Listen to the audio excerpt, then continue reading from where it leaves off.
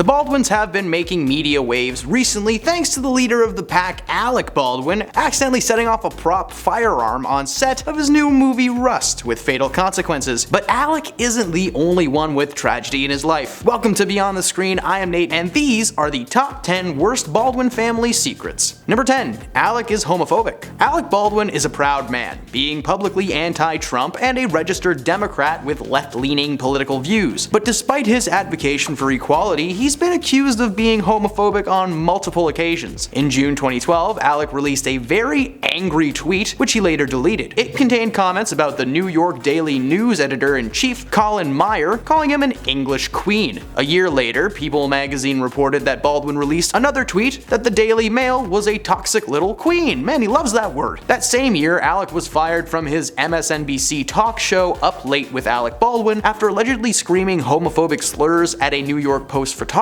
After his show was cancelled, Alec released an article that asked his fans, was he really homophobic? He went on to write, "Look, I'm in show business. I'm awash in gay people, as colleagues and friends." He then did the most defensive thing possible by listing all of his gay friends and then described a time when he had to kiss Russell Brand in a scene as a way to be like, hey, I kissed a dude, how could I be homophobic? Hey man, you'd be surprised. He made the argument that he was a public advocate for gay marriage because he officiated a ceremony at one point. But like, hey man, you're an actor.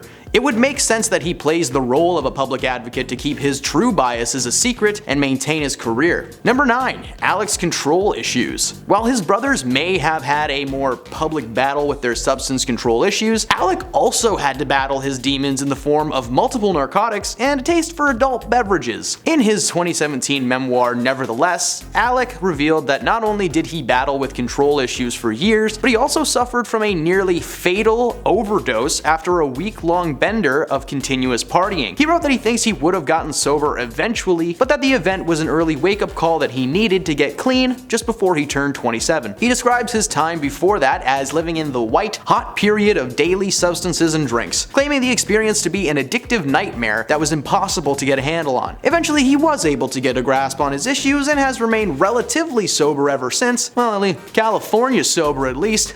Wink wink. Number 8. Alec's temper. In 2007, Alec directed his hot temper at his daughter, Ireland, who he had had with his ex-wife Kim Basinger in a now infamous voicemail that would reveal the usual mild-mannered, soft-spoken man was secretly an angry man. TMZ obtained the audio of the message to Ireland in which Alec screams, "You are a rude, thoughtless little pig. You don't have the brains or decency to be a human being. I don't care if you're a child or that your mother is the toughest pain in the butt." The perception that he may be verbally chastising his daughter came after claims that he was going to straighten her out, which led a family judge to bar Alec from seeing his child. While the family later reconciled in 2012, his daughter has said in recent interviews that the voicemail was never perceived by her as intense, as she was used to those kinds of verbal outbursts from her father. Just to anyone watching this right now that thinks screaming and breaking things is a normal reaction when you're upset, it's not. Please call someone or get help, because it's not okay to act like that, especially towards your own flesh and blood. Seriously, if that's happening to you or someone you know, just call the number down below. Please talk to somebody and let your voice be heard. Number 7. Ireland's Rehab Stint. Alec Baldwin's daughter, named after his favorite place to pass out, isn't a party girl, but she certainly came close a few times. A source told Radar Online that Ireland was not considered to be an addict per se. She did drown her feelings in the spicy no-no juice that adults just love to glug though. In 2015, Ireland had to be hospitalized for severe stomach pains, which turned out to be a serious case of appendicitis. Despite it just being her appendix, the hospital visit had come after a roughly 6-month bender, and she reportedly told the hospital officials that she needed professional help. Baldwin then found herself checking into Soba Recovery Center in Malibu, California, which treats control issues for various substances, as well as any underlying psychological problems that may lead to them. She was quoted as claiming that she's not much of a party girl, but she needed to deal with some emotional trauma and get some intense therapy to help her speed up her recovery. Thankfully, she progressed beautifully during her time at Soba, thanks to the support of her fellow Baldwinians, especially her mama Kim, who regularly sent her care packages from home with little notes and treats. Hey, got a problem with substance control issues?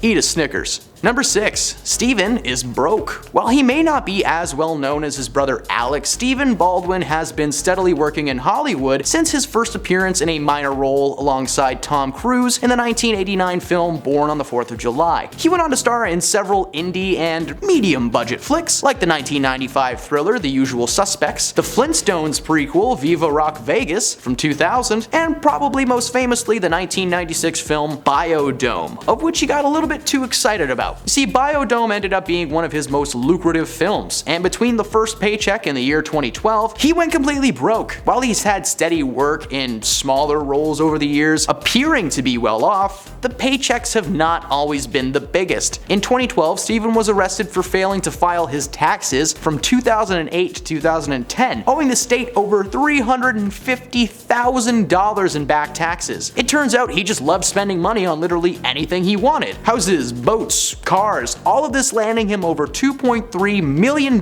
in personal debt. Following his arrest, Steven pleaded guilty to tax evasion and was forced to pay back $300,000 immediately just to avoid any prison time. Recent reports say that he has moved into a small condo in New York after selling anything that may aid him in repaying the government. Hey, it only took him being arrested to realize that he should probably pay his taxes. How about that? Number 5. Steven can't drive. Alec's baby bro Stephen Baldwin may have had massive financial woes over the years, but he's also been a bit of a bad boy behind the wheel. In 2014, Baldwin was busted for driving with a suspended license in New York City. He was reportedly carrying an expired registration form, which he confidently handed to the police, expecting to be met with nothing but praise and excitement that it was Hollywood superstar Stephen Baldwin, oh my! Instead, he was met with handcuffs, as not only was the car registration expired, but his driving was so erratic and insane that he was charged with aggravated unlicensed operation of a motor vehicle, which is a misdemeanor, as well as driving an unregistered vehicle and driving with a suspended license. This was not the first incident involving his poor skills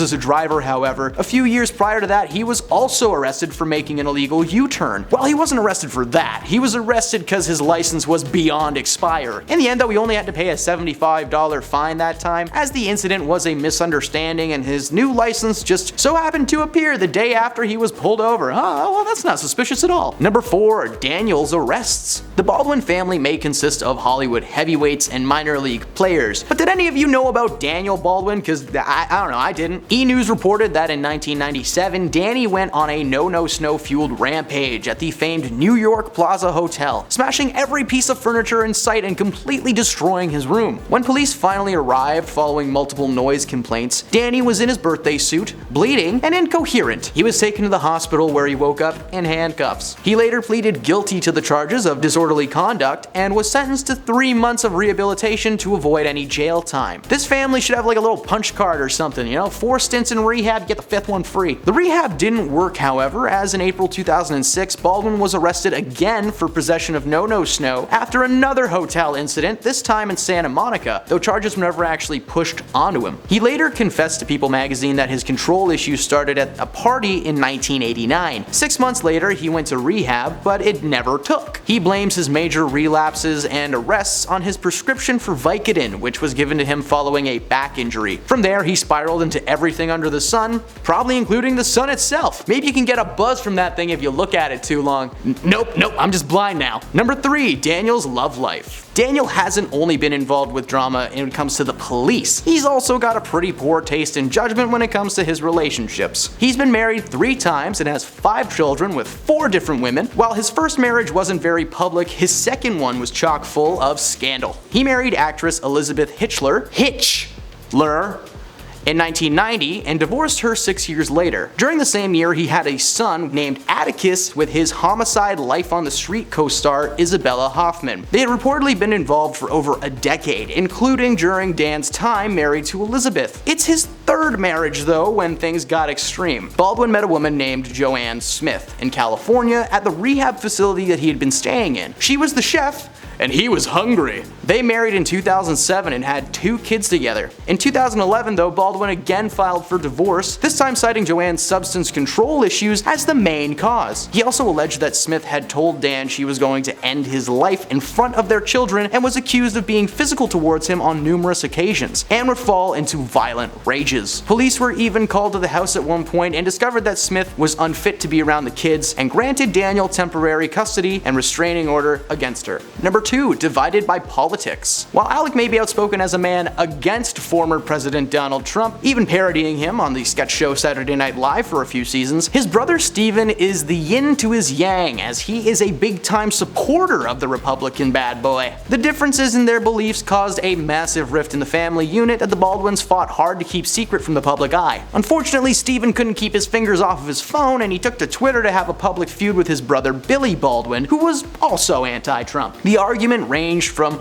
"I'm right, you're wrong" to "Dad would be rolling over in his grave right now if he heard you say that." In 2017, Steven admitted to Hollywood reporters that he hadn't spoken to his brother Alec in over a year following the dispute. Steven's daughter Hailey Bieber confirmed that even within her immediate family unit, politics caused a lot of issues when Trump was elected. Now that he's out of office and on the verge of jail time, we have to imagine that the Baldwin family are just anxiously beating their heads on the wall like, what is gonna happen? And at number 1, Alec doesn't play by the rules. Alec always presents a calm and soft-spoken demeanor when he's in interviews or interacting with fans, but in his mind, the rules of common society just don't apply to him. A little while back, Alec was kicked off of an American Airlines flight after he refused to turn off his cell phone when the crew asked him to. According to Alec himself, he was playing a game of Word with friends when the situation took place. Now, he posted on Twitter, "Flight attendant on American reamed me out for playing Words with friends while we sat at the gate not moving. No wonder American is bankrupt." American Airlines themselves denied the notion that they took the situation too far, claiming that Alec was extremely rude and calling the crew inappropriate names and using offensive language the moment he got on the plane. He later continued his journey on another American Air flight and tweeted that the new crew had already looked smarter than the last one, making it sound like it's not a smart idea to upset him or something. I don't know. What are you gonna do, Alec? Huh? Come get me. Those are the top 10 worst Baldwin family secrets. If you were hoping for something darker, hey, I don't know what to tell you. I don't know them personally, so like they've probably got some really juicy secrets just waiting to be leaked. Now, we covered some harsh topics in this list, including domestic family fights, so if you feel unsafe at home or if you need help with anything similar, again, I'm gonna get that number thrown up on the screen here. There are multiple places that you can go to in person or online. Please remember, you're not alone, and it never hurts to ask for help when you need it. If you made it to the end of this video, hey, thanks a lot, you're really cool. And please, just lightly tap that like button if you enjoy our content and want to see more. Thanks for stopping beyond the screen with me today, and we'll see you next time.